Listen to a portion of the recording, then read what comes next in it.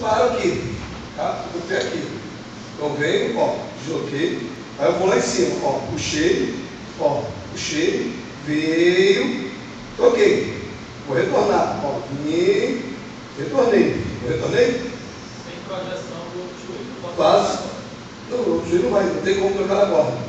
Não tem como, aqui, ó. Vou jogar. Tirei o apoio, estou com o apoio só, olho podado, ó. Saiu. Agora eu vou subir, ó. Ó, joguei lá na frente. Voltei, ó. Eu voltei para o lugar. Viu assim? Isso aqui, ó, é permitido, tá? Ó.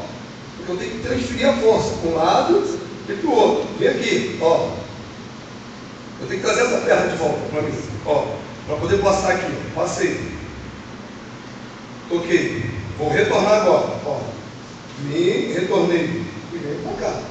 Tá? É isso aqui, ó. Mas não é rápido, não pode ser rápido. Ó. Tá ok? Eu faço 3 vezes para cada lado. Marcos Dias, dor? Não. Vocês observaram alguma disfunção? Observaram?